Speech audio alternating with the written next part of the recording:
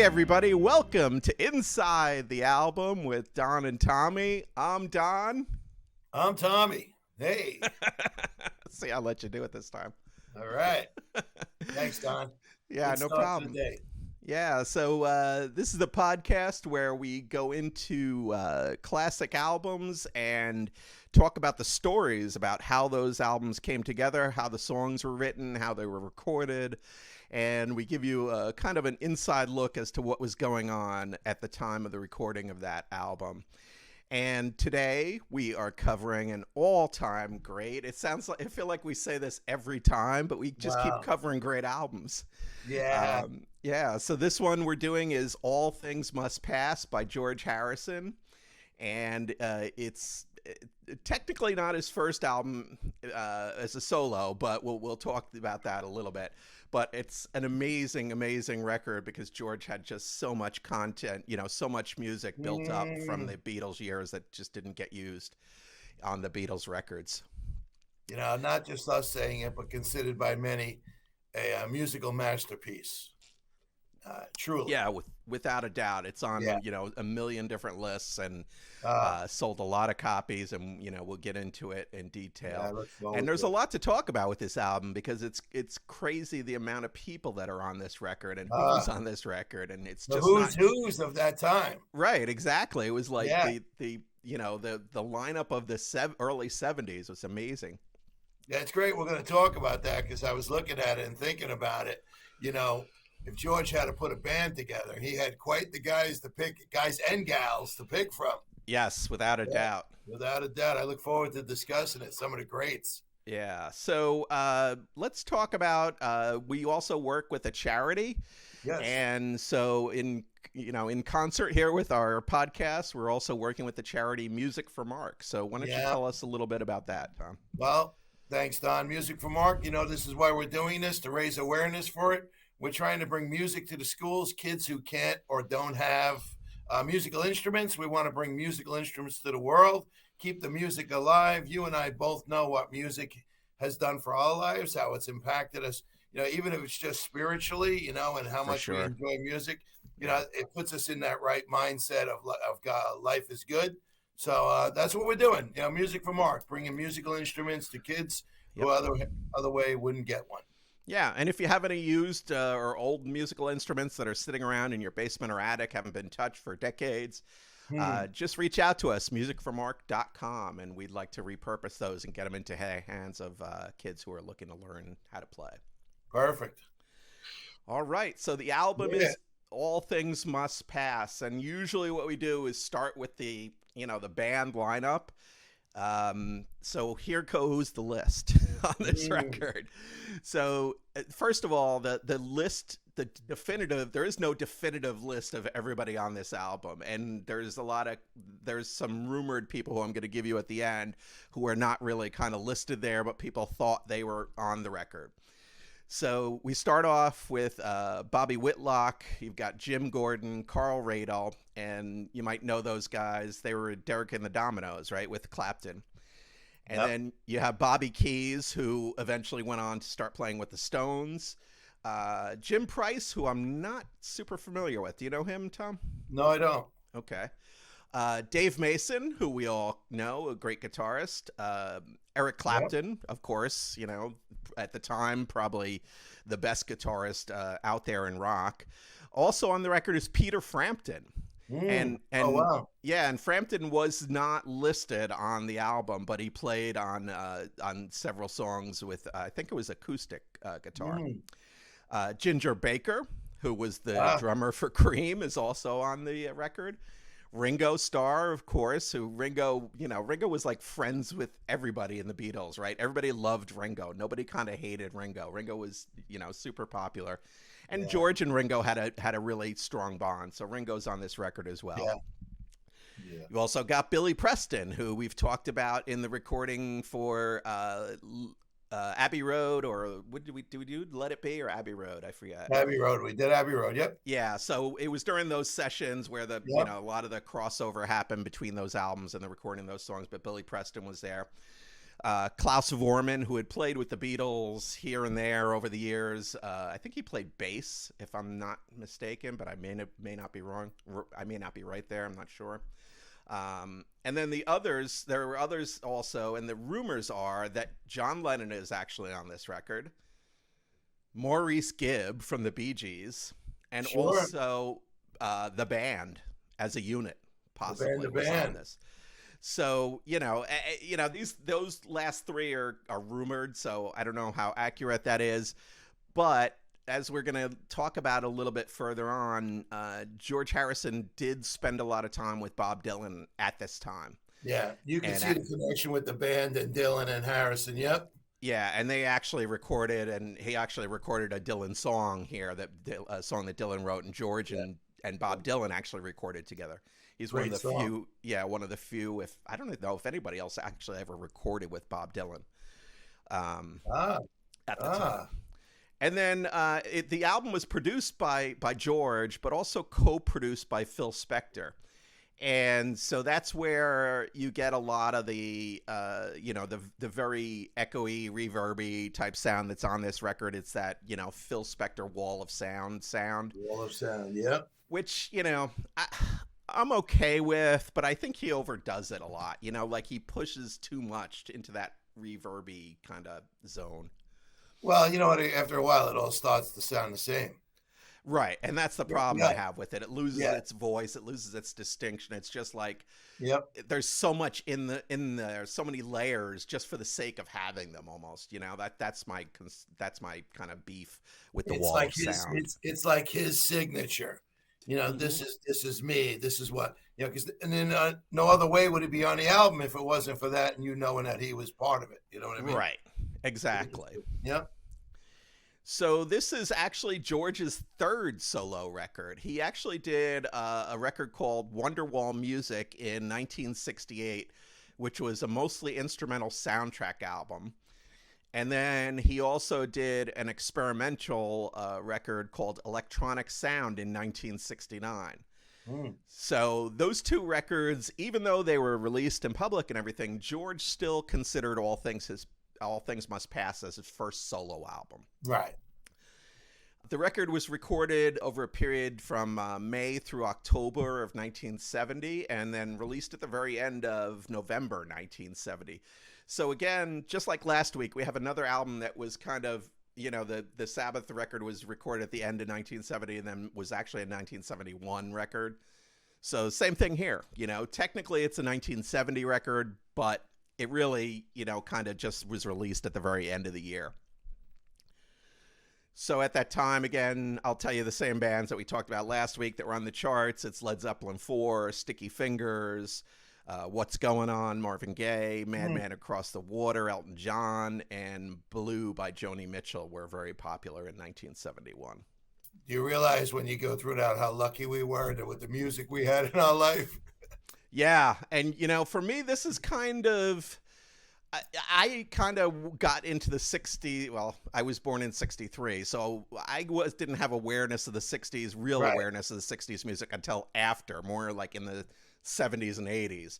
So this is kind of about it. This record and like things like My Sweet Lord and some of the other tunes on this are songs that I, are kind of my first memories of music that I was kind of really into, Right. The success of the album was huge. My Sweet Lord was a highly successful chart-topping single. It was #1 around the world the first few months of 1971, and it's the first solo single by a former Beatle to be #1 in the UK or the US. Yeah. So I like that fact. It was the first #1 single of any Beatle once the Beatles broke up. Yeah. So, and, I think a function of that is kind of George had a lot of this music ready to go, and the Beatles had to kind of rewrite, so Paul had to write new music or pull a few things that he had laying around. John, same thing, because their songs were always on the albums, right? Oh, it's a good point. Yeah, so the album's was ranked 433 on Rolling Stone's list of 500 greatest albums of all time, and then in the revision in 2012 that they did, they moved it up to 368th. Yeah, 433. I'd have to check out the first 432. I know. It seems very low, right? No, Three but he 368 even almost didn't seems make low the to me. cut. You know, But it almost didn't make the cut. I know that's so weird. Yeah, it's crazy. So the album also was #1 on 11 different charts around the world, including the U.S. and the U.K. So it really was super popular. Oh yeah, And I think I think the thing was that there was a lot of anticipation because it was an ex-Beatle and it was the first album. So people knew it was coming out. George had talked about it, and we'll talk about this a little previously, a couple of years beforehand, and he didn't really commit to it until Paul ended up leaving the band. But so I think there was a lot of anticipation for that, and that kind of fueled it. But again, the songs are fantastic, so it's totally understandable why it did so well. 7 times platinum. Yep. Over 7 million sold. So again, Yeah. amazing stats, big Yeah, numbers for a big record. crazy. And so usually we talk about the status of the band, and it's George Harrison's solo career after the Beatles. Yeah. So, and a lot of the songs on this album reflect that. I think when you listen to them and you hear about the stories behind them, you'll understand that. But it's really him just getting started as a solo artist, and at the time he was. The Beatles were kind of done even before they left, so George was out touring with Clapton and Delaney and Bonnie and playing shows here and there with other people and recording and producing other stuff. So he was kind of already moving in that direction before the album came out. And I think that action of him being out in the world and producing others and doing, he's producing blues and gospel, and he's out touring with Clapton and these guys. And I think all of those actions kind of, fueled the beginning of George as an individual songwriter and artist, really. Yeah, and George was a big part of Badfinger. So at Right. that time, they were started to, Apple Records came in to play Apple Studio, and everybody started to come there. So he was around key people all the time. But if you watch, the Get Back documentary, if you watch the Get Back documentary, you'll see exactly where George was going. Yeah. What I learned about that watching the Get Back, of all the guys who was upset in the band, George was #1. He was done by that time. Yeah, and it's interesting because the writers at the time about this album said that George had equaled or maybe even surpassed McCartney and Lennon as a songwriter. Yeah. And I think it's true that he when he got to he had Something, and what was the other song at the end there that was really popular by the Beatles that he had? I forget now. But when those songs showed that his songwriting ability was up here, like way above where it was. It's probably While My Guitar Gently Weeps. Right. Yeah. So those types of things are kind of George, just rolling into this solo career and becoming really a real substantial artist on his own. A little thing, I talk about the Get Back. I loved it. I'm a huge Beatle fan, huge George Harrison fan. But I saw an interview with John Lennon, and they asked him about the breakup, the Beatles. And he said, the greatest thing about the breakup, the Beatles, was all the great music that came after. Yeah. John was very happy about the fact that everybody got to put out great music to the world without them having to do it as the Beatles, let's say. Yeah, even Ringo, who would have thought that the drummer would come out? And Ringo had a really great career with a lot of hit songs. He still does. Yeah, he's still out on the road today. Oh, yeah. Dude, Ringo's All-Stars have been playing forever. Well, and I've always said I think Ringo's going to be the last Beatle standing, Oh, well, yeah. And I don't know why. I just have a feeling that he's going to be the last surviving Beatle. Nothing against Paul. I love Paul. Wish him a long life, but Ringo's just the man. Oh, yeah. He's got a great spirit. Yeah, definitely. Yep. Very positive person. Oh, yeah. Peace and love. Peace and love. Peace and love, baby. So let's take a look at the album cover here. Yeah. And it's, hippie George with the long hair sitting on a chair in a field surrounded by 4 gnomes. It's a couple gnomes. Yeah, and this one is interesting. So the rumor or the thought in most people's minds is that this is the Gnomes are the four Beatles, and Ah, this is George kind of raising up and leaving, removing himself from those Beatles. And yeah, it kind of every works, right? album back in the '70s had a subliminal message, right? Yeah, right. But this is one I like. And we Yeah, talked last week cool. about the Paranoid cover, and I wasn't a big fan of it because it just seemed Right. like weird. But this one actually, I think, it's very, first of all, it's a very artistic shot, right? It's a really great photo. And the fact that, whether or not they are the Beatles, according to, in George's mind, Yeah, it's a great story. So I love it. let's go with it. Yeah. Paul Nome, John Nome. Ringo Gnome, There George you Gnome. go. There you go. So when Wait, this wait, wait. album when this album was released, it was a 3-disc record. Right.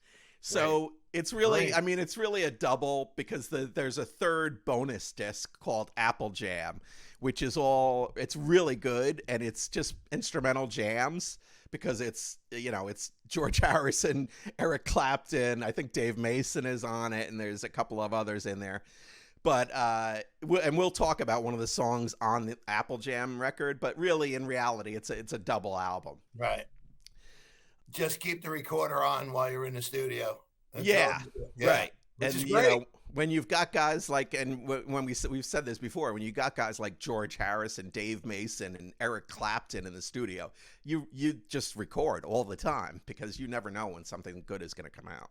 So George, he also started to write more songs around this time, kind of renewing his interest in the guitar because he had been studying the Indian sitar. So, in the 60s, I guess 67 that started, right? So 67, 68, 69.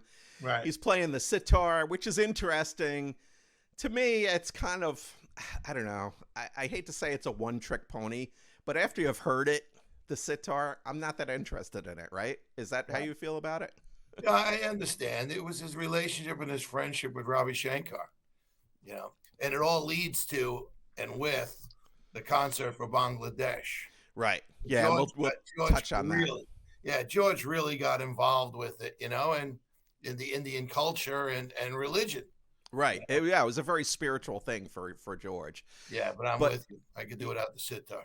yeah, and I don't hate it, but I'd rather hear a guitar. And at this point, George is back in with the guitars, and it's really clear, in this record.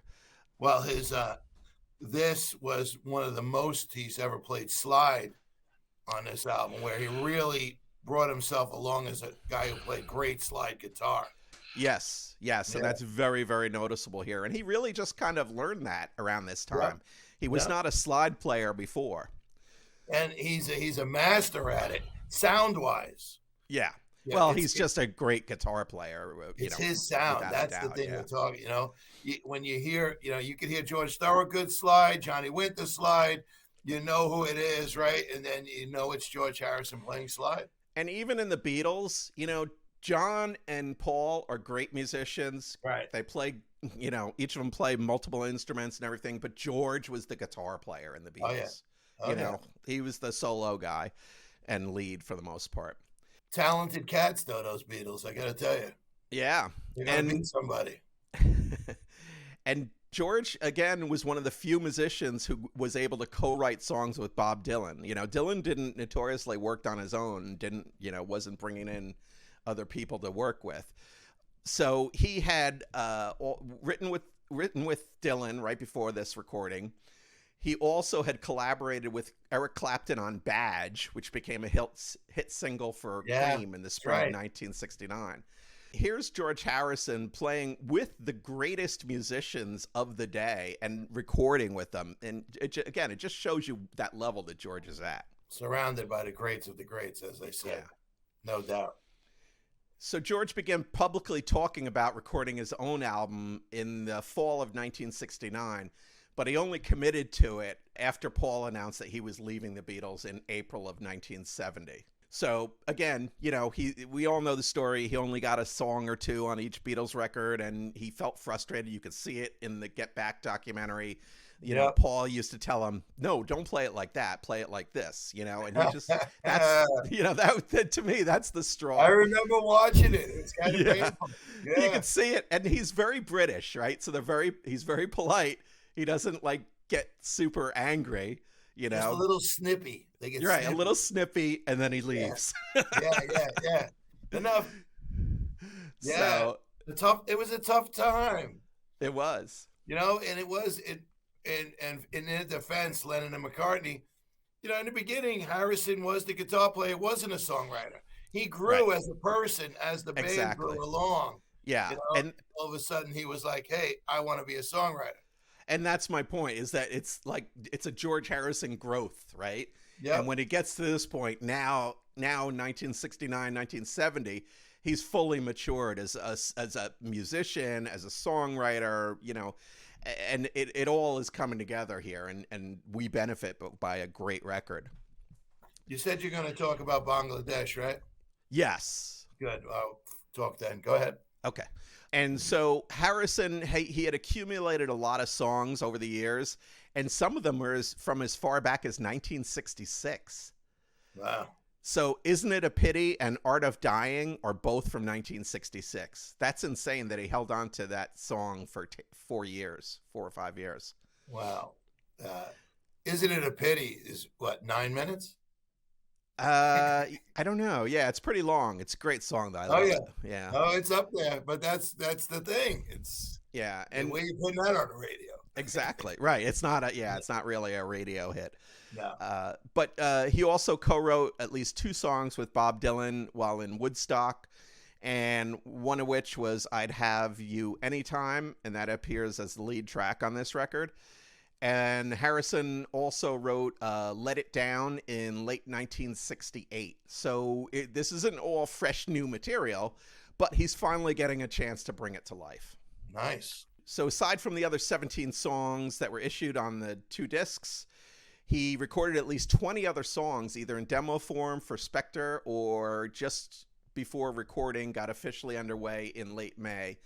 And some of them were outtakes from the session. So he had a real wealth of material here. Wow. And Phil Spector would go in and record a lot of the backing tracks live with the musicians. In some cases, they featured multiple drummers and keyboard players and as many as 5 rhythm guitarists at once. This is all happening at once. So he's got like a rock orchestra. Yeah. Wow, so it's crazy. A guitar orchestra. That's great. Yeah. So Bobby Whitlock said it was a studio space, was this huge, massive room with 2 sets of drums on risers, a piano, an organ, and other keyboards on the wall to the left side. And up against the other wall on the right, there was the guys from Badfinger. And then in the center were Eric and George with guitars. So it's really like it's like a 1970 all-star rock and roll orchestra here. That's a place you'd like to be hanging out. Yeah, that's crazy. That's great stuff, man. All right. Now, since this is a double or triple record, we're going to do something a little different. Normally, we go through every song on the record and talk about them. Here, what we did is just pick out our favorites because we really don't have time to go through the entire record. So we're going to start off and we're going to jump around. We're not going to go in order here, but we're going to start off with one of our favorites. And this song is Wah Wah.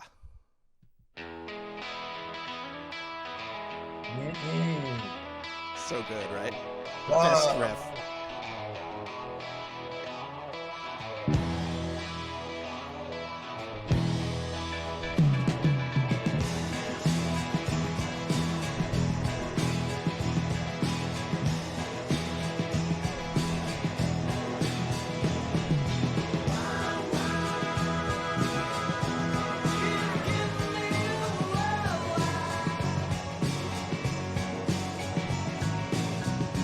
And I think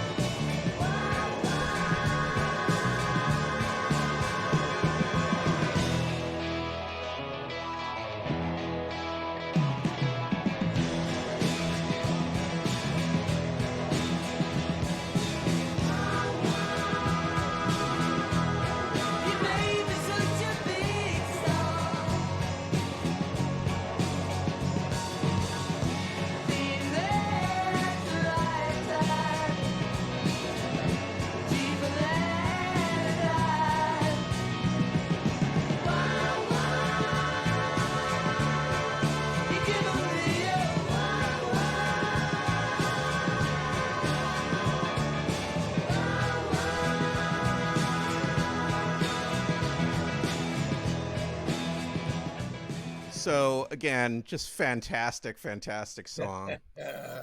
And George wrote this when he temporarily left the Beatles, as we saw in the documentary. You know, when he left, he went out and wrote this song. Wow. I'll show you. Yeah, well, and he said this. He later confirmed that the song was a swipe at Paul. You know, it was the first song recorded for the album, and during the playback, Harrison was shocked at the amount of echo that Spector had added, since the performance had sounded relatively dry through his headphones. I got it. Sure. Yeah, so it's a big difference from what he was hearing, right? So Klaus Vormann immediately loved it, and Clapton loved it as well. And Harrison said that later he grew to like it. Yeah, well, you know, all I can share about this song real quick is that I didn't get the opportunity to see George, but you know the great band, the Fab Four, that we have around us here, at the Beacon. And if you like the Beatles, definitely go see the Fab Four if they play near you. They're fantastic. Well, I saw on George's 70th birthday, they came on a stage and opened up with Wah Wah. Yeah, I was at that show with you. Oh, that's right. One of the greatest moments, man. Hey, you were with me. It was the greatest, right? When they came out and just ripped into it, it was like, oh, the greatest. Oh my so God. So what good. What an opening song, right? Just so much joy. That was such a great show. That was great. Yeah, and I can't, you know, if you, wherever you are, if the Fab Four comes to your town, go see them. They don't dress up like the Beatles, so you're not going to get like, you know, the Sgt. Pepper's outfits and all that stuff, but they play the songs precisely as they are on the record. Amazing. And it's amazing. Man. Just amazing. Go see them. George said it was a song that when he left the Let It Be movie, you know, he's talking about the scene where him and Paul are having the argument, which we were just talking about. Right. And he said, you know, we're trying to cover it up. So they are being very British, right? Very polite. And then the next scene, he's not there, and he sees, you know, the movie afterwards, and Yoko's just screaming, doing her screeching thing. And he says, that's where he had left. And he went home, and he went to write Wah Wah. He said, it had given me a wah wah. Like, I had such a headache with that whole argument. It was such a bad headache. So this is just about that, you know? Wow. The aggravation. And then could you imagine getting into a fight with like one of your best friends in your, you know, super popular band over how to play something? It's enough to make you leave the studio. And as you're going out, you hear Yoko wailing in the background. It's just layer upon layer upon layer of like, argh. Well, it gives you reason. It gives you reason. And think about it, right? All the greatest songs that you go down the list, it's wrapped around some sort of emotion, right? Anger, sadness, guilt. Yeah. Right? But a great And, result. Great result for all of us. All of it, right? So that's amazing. So this is his tribute to Yoko. About time. Yeah, there you go. Let's move on to the next track that we're going to cover. This one is All Things Must Pass.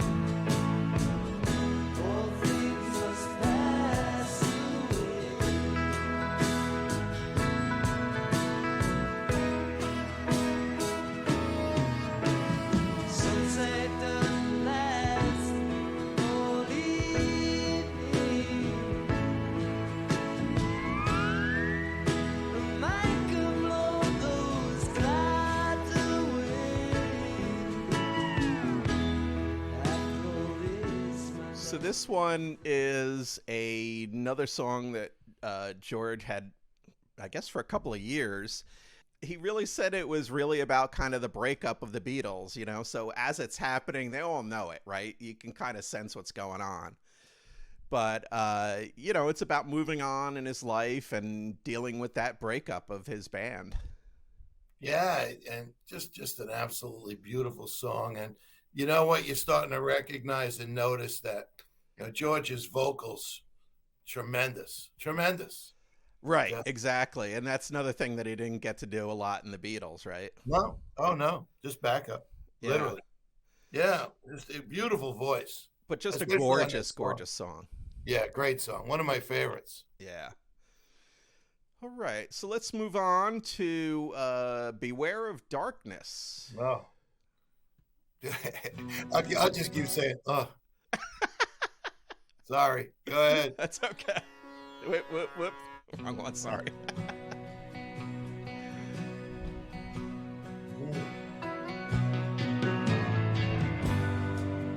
Watch out now, take up your word for swingers.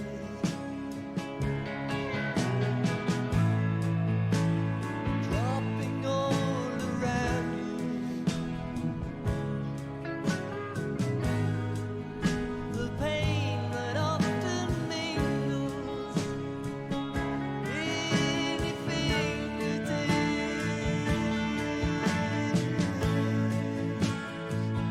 Beware of darkness.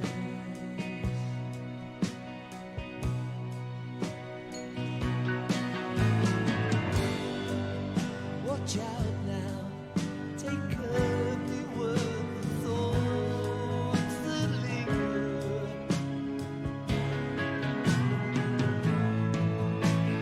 Winding up inside your head.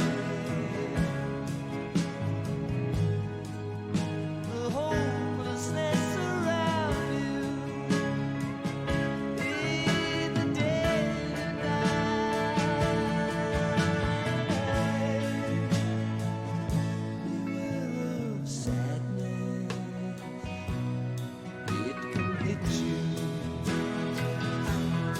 It can hurt you.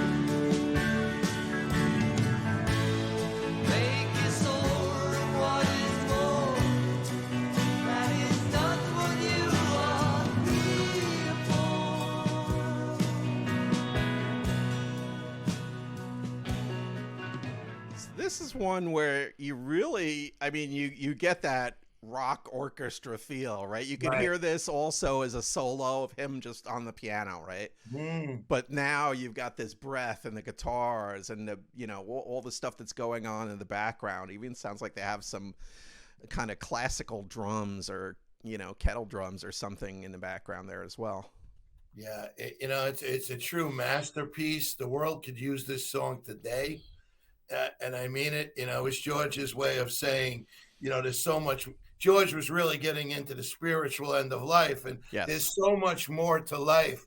And the line that always hit me, and I'm a huge George Harrison fan, changed my life. It says here, that is not what we are here for. Right. The pain, the anguish, the anger, the heartache. That's not what we were put on this planet for. This song is a great reminder of that. Just a beauty, of absolute beauty. Yeah, and it's influenced by George's association with the Radha Krishna temple, and was written while some of his devotees were staying with him, or some of the devotees, not his devotees, were staying with him at Friar Park. Yeah. So George is warning us against falling victim to the negativity that surrounds us. So you're exactly right. No doubt. That's exactly what it is. And you can hear it. It's just beautiful, man. But what a great reminder. I've always had this song, one of my favorites to play when I'm just chilling out, want to get in a good mindset. The reminder, I say it all the time. This is rock and roll, right? The reason we're doing this, and I mean it with all my heart, is go play these albums. Yeah, listen. Everybody listening, don't Right. just listen here. Go get the album, and Right. play it and listen to it. There's true genius in this album for sure. Yeah. And since George had just gone through the breakup with the Beatles, he experienced a lot of intense pressure and unpleasant byproducts that come with that and the rock star lifestyle and all this other stuff. But there's also a political component here, and he sings, "Beware of greedy leaders. They take you where you should not go." So, you know, along with the religious and spiritual stuff, he's also, you know, not a real, I guess, an activist, but he really is, you know, getting his political message across too. Good political, yep. And George often looked to spirituality as a means to escape the darkness. So that's why, you know, that's so, you know, consistent and so clear and so visible in his life and music. Yeah, that's tremendous. The only time that George ever performed this song live was at the concert for Bangladesh. There you go. So do you want to talk about that, or? Well, you know, my connection to George Harrison and really falling in love with George Harrison, his music, was watching the concert for Bangladesh when I was a kid and realizing what was going on, and, you know, that a man could impact the world so much through music. Yeah. You know, I had no idea, but, you know, then I was introduced to, and the song that I fell in love with is the song Bangladesh. It was the first song I fell in love with from George Harrison, you know, and it was really, you know, something that he wrote on a napkin or on a slip of paper really quick and just got it into the concert. And I just realized the genius of this man, the spirituality of this man, and his love for his fellow man. You know, that was his whole thing. He was a lot deeper than just the music. He was to me, he was a real good guy, you know, and I love that about him. So go ahead. Go ahead. Nope. Sorry, I was just going to say that concert was really the first big charity concert, right? Sure. Those weren't done before. Now you see them here and there; they pop up every once in a while. Right. But it was organized to help Bangladeshi refugees in India. It took place on August 1st, 1971. 2 shows at Madison Square Garden in New York City, and Harrison's backup band was Eric Clapton, Ringo, Leon Russell, members of Badfinger. So it's, you know, again, you've got a crazy lineup here, and amazing George at his peak. And the live album actually, for the concert, won a Grammy Award for Album of the Year. Yeah, it was amazing. And Dylan played a whole set. Yeah. And that was rare. Dylan didn't do stuff like that a lot.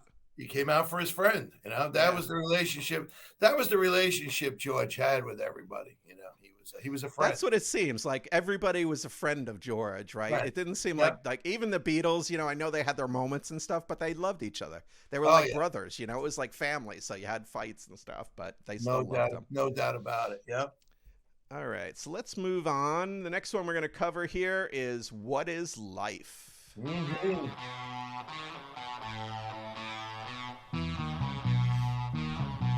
Again, another super hit of the 70s, right? Yo.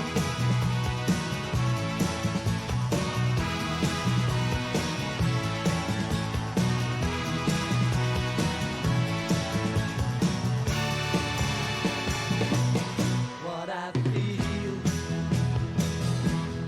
I can't say. But my love is there for you any time of day. It's all love that you need, and I'll try my best to make everything succeed. Tell me what is my life like to love? Tell me who am I without you by my side? I know. So this song really, I mean, of that time, this song sounds the most like that time, right? Don't you think? Like this was a sound you heard, I think, on the radio a lot at that time. Yeah. I know what you're saying. I know what you're thinking. It's the horns, it's the production. I'm trying to think of the word that would fit it. Very let's say, almost a pop song more than a rock song. Yeah, a little bit. Yeah, little Yeah, poppy. it's definitely top 40 type song, but I love Yeah, it. I got you. And again, I just literally, this is like one of those songs that I remember when I was a young kid of hearing over and over again. But George's musical activities outside the band during 1969 inspired a lot of songs on the album. And What Is Life came to him while he was driving to a London session that spring for Billy Preston's That's the Way God Planned It album. So again, he's, you know, he's so influenced by these fantastic musicians that he's got around him, and the result is just amazing. Yeah, Billy Preston and him were really good friends. Yeah, and Billy Really is good just friend. amazing. And if you haven't seen that Get Back documentary, at least watch, I think it's the second part where Billy Preston comes in and Comes in, plays, yeah. and unbelievable. Will blow you And away. and go get it. Go get the concert for Bangladesh. Yeah. You won't be disappointed. Yeah, and same thing with Billy Preston's record, right? Oh. That's just such a great album. Yeah, and you know, this was a good time in George's life. I really mean that. I think he, you know, the freedom that came with it. You know, a lot of his songs, you could hear like a message to the world, a message to life. What is life without you by my side? You know what I mean? Right. That we don't go through this life alone. That's what I've always loved about it.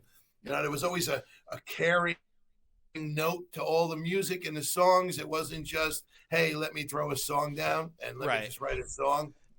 He's a guy that wrote from his heart. Yeah. It's awesome. And that line could be interpreted as, you know, you as my wife or you as my God, you know? So Yeah. it could be the spirituality. It could be, you know, friends in his life. Yeah, you as my friend. Yep, Wife, yep. whatever. That's the way I always looked at it. It could be anywhere, anybody, anytime, right? Yeah. What is life? So originally George wrote this for Billy Preston, and it had more of a gospel feel. So George was producing music at the time, and he was producing some blues and gospel stuff. And he recorded it a couple different ways, ended up liking the kind of the fast rocker version that we hear now. So he decided it wouldn't be good for Billy Preston, and he kept it himself. You know, and he worked with Billy Preston because they were friends, and he was also, Yep. Billy Preston was one of the first artists on the Apple label. Huh?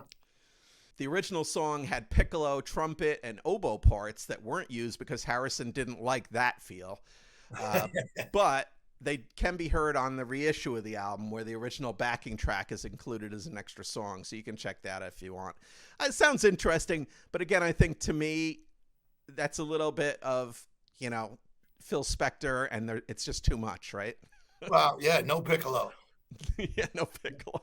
We banned the piccolo. Yeah, no, there'll be no piccolo. Thank you. No, I get it. It's, yeah, he always, the wall of sound is literally that brick after brick. You think of it that way. He built upon everything. Everything was never ground floor.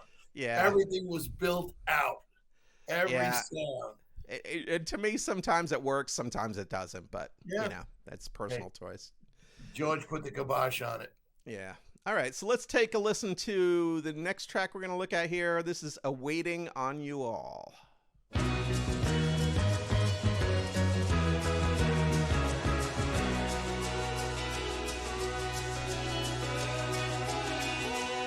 Don't need a loving, don't need no paper pass. You don't need a heart as your for the microphone, unless you're in. If you open up your heart, you know what I mean. We've been polluted so long, I need to wait for you to get clean. By chanting the names of the Lord and you'll be free. The Lord is waiting on your heart to wake and see. Chanting the names of the Lord and you'll be free. The Lord is waiting on your heart to wake and see. So this one is one of the more overtly religious compositions on All Things Must Pass. And here's where you really hear that Phil Spector, you know, the wall of sound, right? Right. It literally. You can Yeah, hear all it just growing and growing and growing. he Yep. just loves the reverb, which, you know, I have, again, I like it in spots, but here it seems like it, to me, it's a bit much. It's kind of overwhelming. So you had mentioned religious part, right? This is Yeah. one of my favorite George Harrison songs. Not in the beginning of songs, he's talking about spirituality, and then later on in the song, he goes against religion. I got it here. It was always my favorite line, Mhm. and while the Pope owns 51% of General Motors, right, and the stock exchange is the only thing he's qualified to quote us. Yeah, right. Well, And it fits in perfectly in the song. I wish we could play it. but you know, the thing with this is there's a difference between religion and spirituality, right? Oh, my. So Yeah. you could be very religious and not Oh. spiritual at all. You know, if you're coming out of church on Sunday morning and cursing out the other drivers in the parking lot, Right. maybe you're not so spiritual. You know? Right. There's religion, there's spirituality, there's organized religion. You can break it down any way you want, right? I get it. Yeah. Yeah. So George recalled writing this song while preparing to go to bed, and he mentioned that it was something that came together really easily for him. So another story where we talk about a legendary musician where the song just kind of comes to them, and it's amazing. That's what a great song. Everything about it. It's just without fun. a doubt. It's Yeah. just a fantastic. Yeah. All right, so let's get into what is probably, I guess, the biggest hit, right? My Sweet Lord. Yes.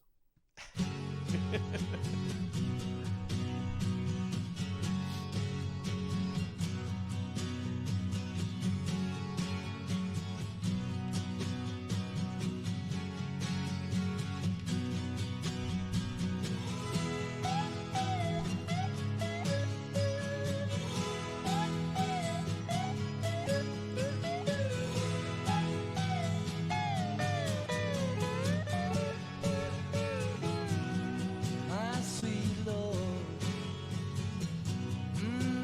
my Lord, my Lord. I really want to see you, really want to be with you, really want to see you, Lord, but it takes so long, my Lord, my sweet Lord. My Lord, my Lord, I really want to know you, really want to go with you, really want to show you, Lord, that it won't take long. My sweet Lord, my Lord. My sweet Lord, I really want to see you. So I think everybody's pretty familiar with this. It was the huge hit for George Harrison as a solo artist. And so George began writing it as an exercise in writing a gospel song during the Delaney and Bonnie stopover in Copenhagen in December 1969. Wow.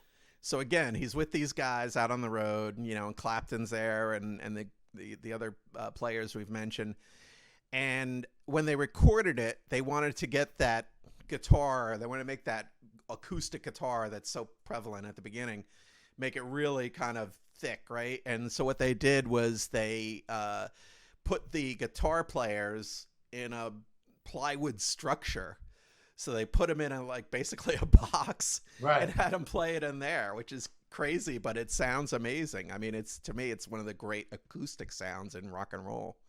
One of the greatest acoustic sounds. And when I was listening to it, you know how you usually hear a drummer with the boom, boom, boom, but the guitars were actually keeping the time with the Yeah. acoustic guitars. Very rhythmic, right? Very, Yeah. yeah, Spot on, right? Just amazing. yeah. And George's vocals, man, incredible. Incredible. Thank Great. God they came to the world. Blows my mind.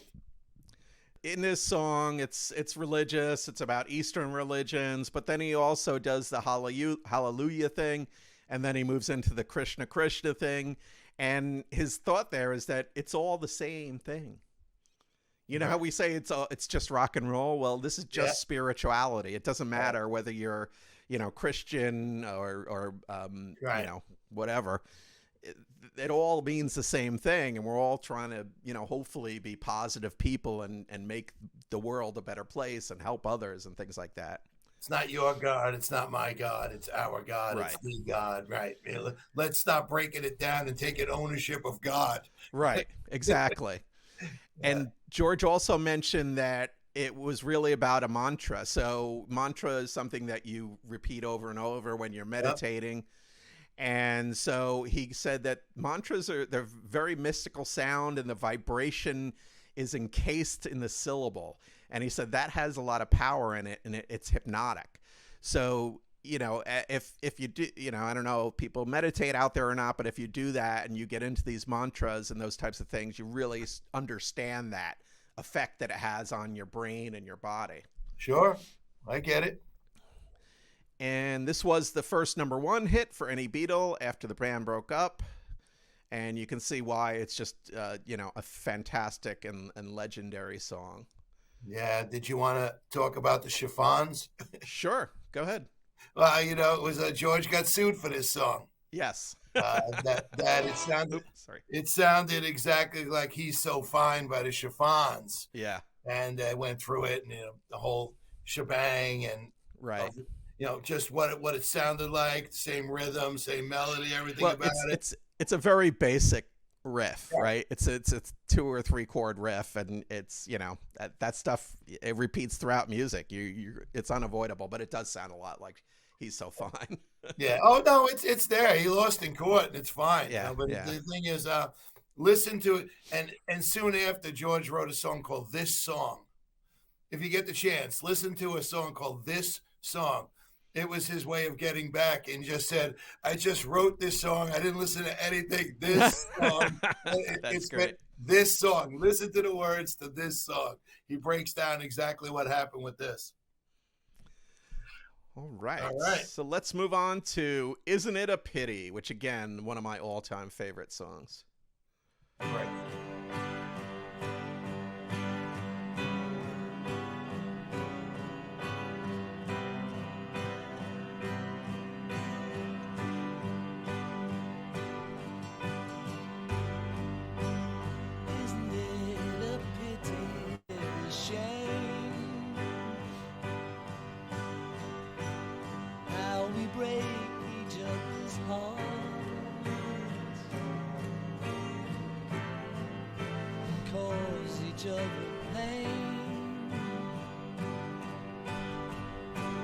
How we take each other's love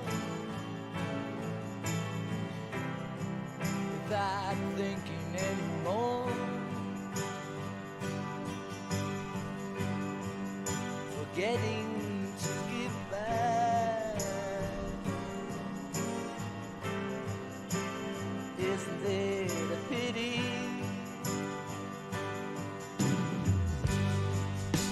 Some things take so long, but how do I explain? Not too many people can see we're all the same, and because of all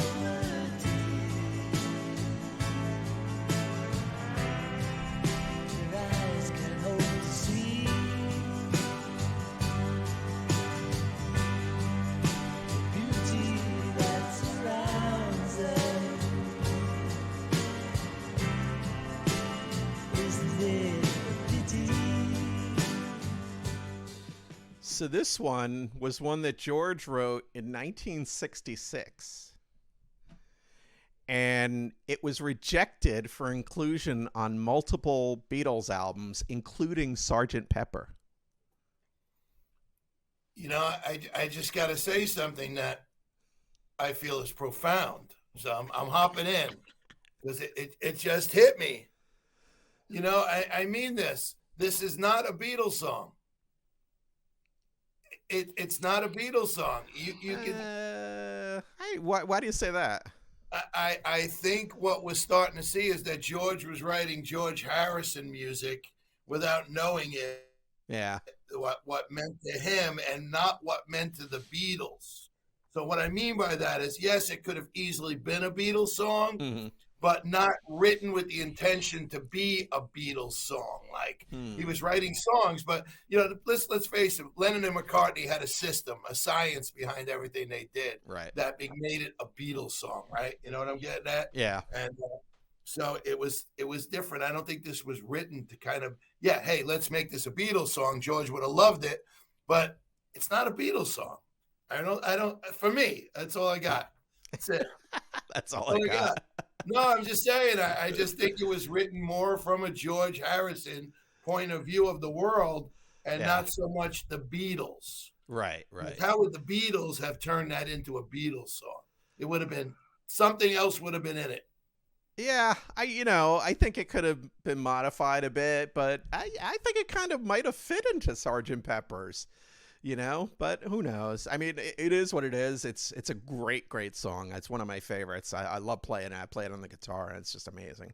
No, it's a great song. I just couldn't see it fitting in for the benefit of Mr. Kite. Yeah, that's true. That's a good point. There you go. So George played multiple guitars on this track, and 3 members of Badfinger provided ambient acoustic guitars. So that was part of the wall of sound from Phil Spector. Yeah. So George had been suffering about Paul's habit of dictating how each musician should play, and Harrison then allowed all the contributors to this album to do, express themselves, and they have the freedom of doing whatever they wanted when they played. So Badfinger guitarist Joey Mulholland said that George directed the sessions and was completely unassuming and patient. He'd come over to us, bring the guitar over, and say, okay, isn't it a pity? He'd go through the song with us once or twice, show us the changes.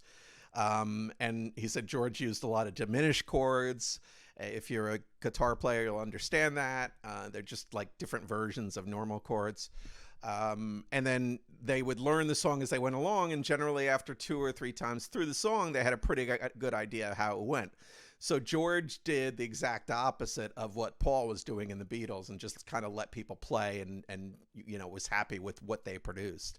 And I think especially when you've got a lineup that includes, even some of the minor guys in this, like the guys from Badfinger, they're still great musicians and amazing talents. And Tremendous. So if you don't let them create, you're kind of shooting yourself in the foot, I think. Yeah. Well, at the end, the Beatles became studio musicians. Nothing was written any longer to be actually performed. It wasn't in their mind anymore. They were done with the road. Right. So it's a different mindset, different concept, of what the songs are going to be like. And McCartney became the field general. He took that role over. Well, yeah, then they were in a situation where Epstein had died and they needed somebody to do that. So Paul was doing a lot of the business stuff plus the band, and kind of just took the lead. And they needed that. If they didn't have that, it would have been rudderless, and they probably would have broken up earlier. Well, that documentary showed us so much. Lennon became like the little kid in school. He didn't care. He was just sitting there laughing, joking. Hey, if we get this done, who cares? Right, he right. showed up when he felt like. He was like the bad boy, like funny, having fun, breaking everybody up in class. And it was great to watch. I loved it. You saw where they were at, Yeah, you got to see their real personalities, though, who they were as people, right? Yeah. McCartney was structured. Lennon was like, hey, whatever happens. Harrison became quite like bitter and angry that he was, and Ringo just sat back there going, what the hell's going on? Ringo's just like, I gotta be behind the drums when they're ready to go. No matter what, I'm here. That's exactly what he was they'll like. start recording without me. Ready. There was that one song where they were recording and Ringo was in the bathroom, Yeah. And during the recording, he had to sneak behind Paul and get behind the drums. And I forget which song it is, but it's one of those songs on Abbey Road where the drums don't come in until halfway through. It's because Ringo's in the shitter. That's awesome. Awesome. All right, so let's move on. The next track is If Not For You. Ah.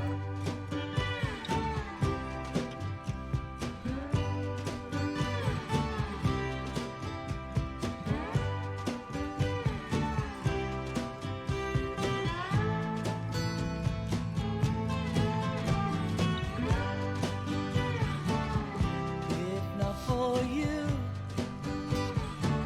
babe, I couldn't even find the door. I couldn't even see the floor.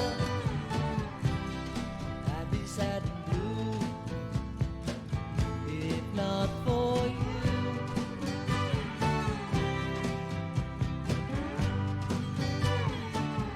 If not for you, late at night would see me wide awake. The day would surely have to break. It would not be you, if not for you.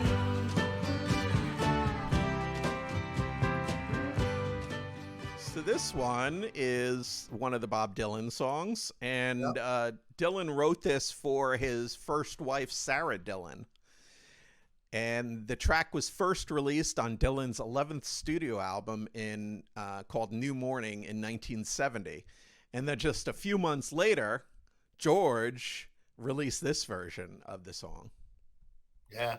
I knew there was a Dylan influence. I didn't know who wrote it. So Yeah, it's a wrote Dylan this. song. Dylan wrote Oh, it, wow. yeah. And you Oh, can wow. hear it. I mean, you can hear Oh, you Dylan's, can hear it. right? If you're not familiar, even if you're not familiar with the Dylan song, I think you can hear the Dylan-ness in it, right? The cadence and the way the Yeah. guitar, it's just very Dylan-y. That's why I was thinking, even the rhymes, the words and how they. I was wondering who wrote it. I didn't realize that Dylan had originally wrote it and then Harrison covered it. Yeah, it's a great tune. Yes, definitely. All right, let's move on to the next one. This is I Dig Love. Oh,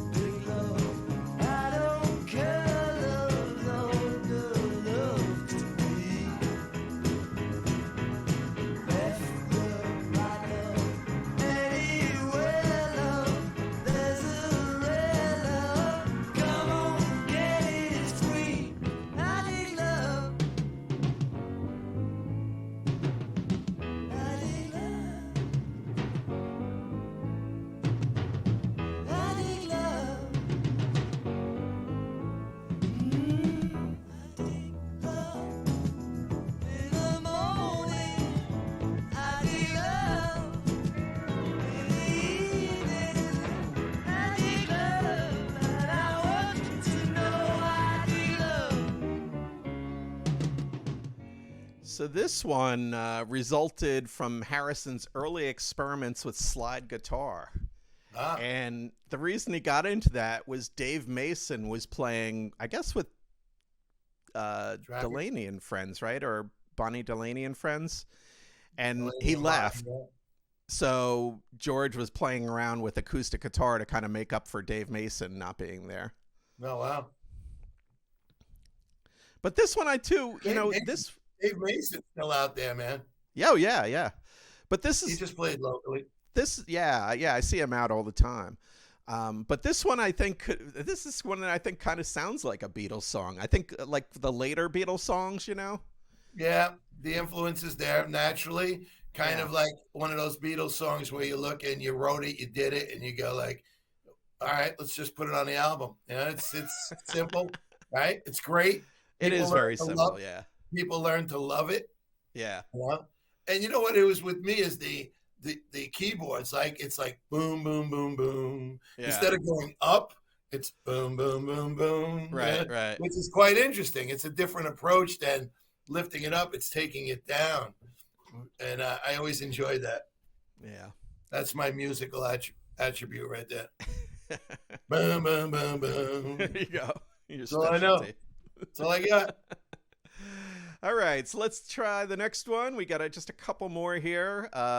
This one is called Apple Scruffs. Ah.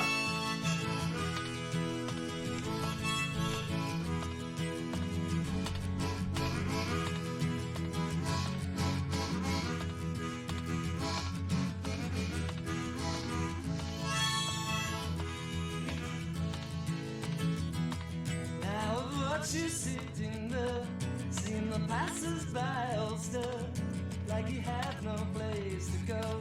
But there's so much they don't know about apple scrubs. You've been stood around for years, see my smiles and touch my tears. How it's been a long, long time, and how you've been on my mind, my apple scrubs. Apple scrubs, apple scrubs. How I love you, how I love you. So again, this is another Dylan influence song. So George, from that session in New York that he was at with Dylan up in Woodstock, Dylan gave him if Not For You there, and then George wrote Apple Scruffs right after that. So it's another Dylan influence song, and you can hear it with, it's very obvious with the harmonica and and that stuff that really it's a Dylan type of song. I don't know. Rumor has it that George had written this about the people who hung out in front of the Apple studios. That is true. That they nicknamed them the Apple Scruffs. Yeah. The people sitting on the street waiting to see who was coming into the studio, like groupies, or whatever. Yes. It might be fans. Yeah. So they nicknamed them the Apple Scruffs. Yeah, and they were mostly hippies, mostly women, not bothering anybody. They would hand out flowers. They were panhandling, so I guess people got annoyed by that because they were dirty hippies asking for money on the street. Wow. But everybody looked down on them, including the other Beatles, evidently. But George Harrison saw them not as bums, but as human beings, and they were dedicated to their passion, the Beatles' music. Yeah. So when Harrison finished the song one night, he invited them in to hear it. Oh, that's nice. So that Yeah, probably you made scrubs. those girls' lives, right? I mean, they were hanging out there all this time, and then they're invited in by George Harrison to hear a song about them. How awesome Yeah. is that? And maybe all they needed was a shower. Yeah, who knows? Probably. It's beautiful. All right. Apple Scruffs, ladies and gentlemen. A classic tune. A It shower. really is. Yeah, with a shower. Probably right, though, right? Yeah. That was the hippie way. Oh, yeah. Natural. All right, let's jump into the next one. And this one, this is on the Apple Jam, I think, right? It's Johnny's Birthday. Isn't that on Apple Jam, that record? Well, it's I'm not certain, but I know it's on this album here. Yeah. Yeah. All right, so let's play it and take a listen. Yeah, let's listen. It's Johnny's birthday. It's Johnny's birthday.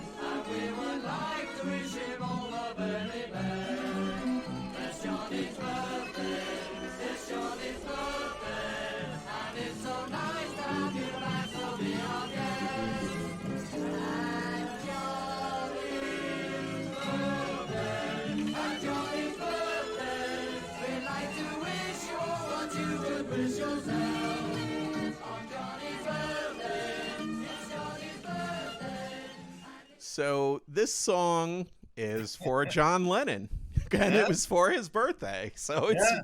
no secret meeting here. It's all very clear. But it's actually sung to the tune of a Cliff Richard 1968 hit called "Congratulations." Wow.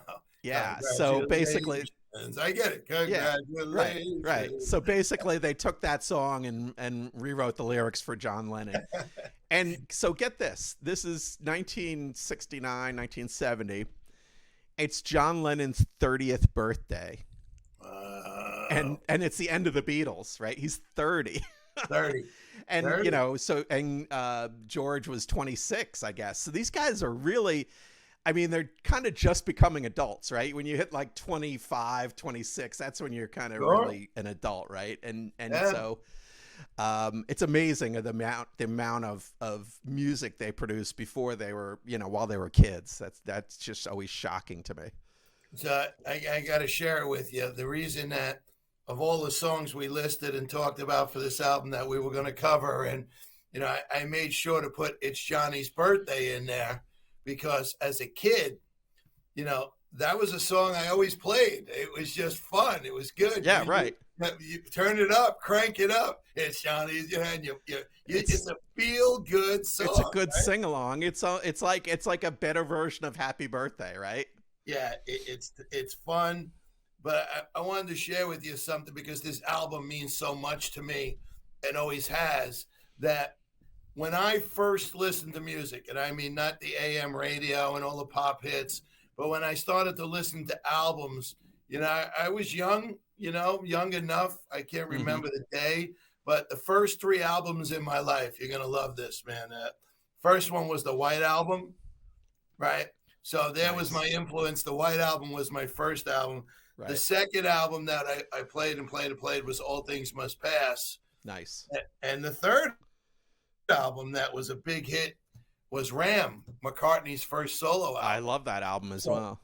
Oh, God, yeah. So, you know, no wonder I fell in love with music, and you yourself, you know, Go ahead. I think the other thing too is like I think a lot of people kind of crap on the McCartney solo records and the Wings records, you know, Oh my God. as kind of syrupy and that. But I love those albums. Me too. I was always a huge fan of those. Ram's a great album. Venus and Mars, great album. Yeah, Right? You know, listen, is it poppy? Magneto, Entertainer Man? Yeah, I get it. You know? Sure. But I digress. It's a day for George Harrison. Yeah. Great All right, stuff. so we're gonna do one more, and this is All off right. the Apple Jam. So it's just this one's just you know, it's instrumental. There's no lyrics, but this one is called "I Remember Jeep."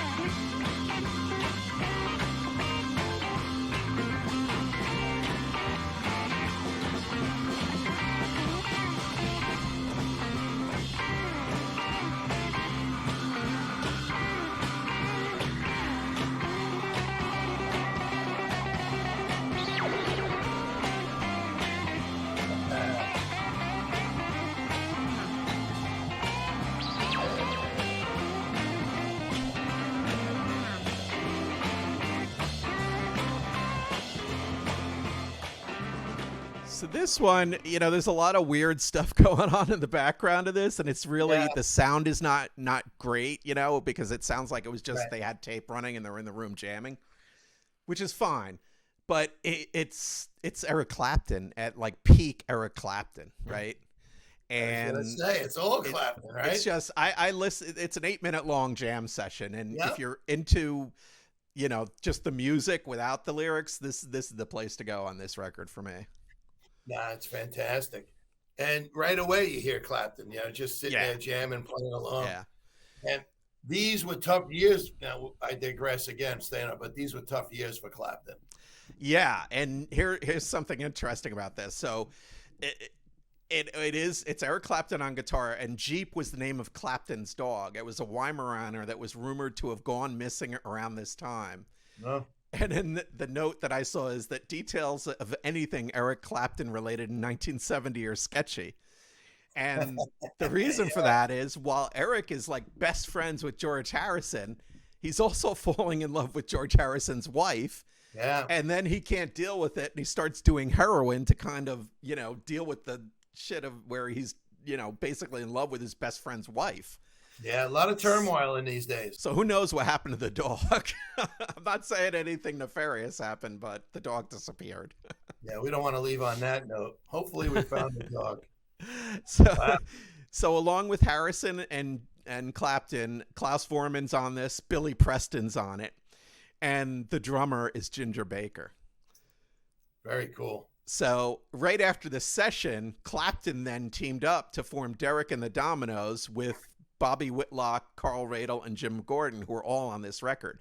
So this album did so much for music because Derek and the Dominoes came out of that, and it really kind of, like you were saying with Eric Clapton, it's kind of a turning point in Clapton's life where I guess it kind of went to shit. He got out of it and got cleaned up and everything, but he went through a period here in the early 70s that was not pretty. Oh, no, these were his dark days. No doubt about it. Yeah. No doubt. And he didn't know how to get out of it. Right. Well, that's, it just got worse and worse as he layered the drugs on top of it. But Jeep If the you ever dog get the actually. chance. Go ahead. No, I'm saying you ever get the chance, read his autobiography. Yeah. Yeah, I haven't read it, Clapton's but I autobiography. definitely would take a read of it. I read it. It's great. Jeep the dog actually appears in a publicity photo that the band used on the Layla sleeve for the Derek and the Dominoes Wow. record. So they found him. Yeah, well, they had a picture of him. It was In memory of. Lost Dog. Have you seen my dog? Have you seen my dog? All right. So, well, that's not all things past. It's most of it. Just. So that's it. Enjoy the album. Thanks for listening. I hope you had a good time, and I hope you appreciate the fantastic record, All Things Must Pass. That's And it. up next, Tom, we are going to dive into Dookie by Green Dookie. Day. That'll So, be fun. I look forward to that. yeah, I don't know. Have you ever heard that record? Yeah, I actually You've have. probably heard a bunch of the songs, I'm Oh sure. yeah, because no, I they're actually very have. popular.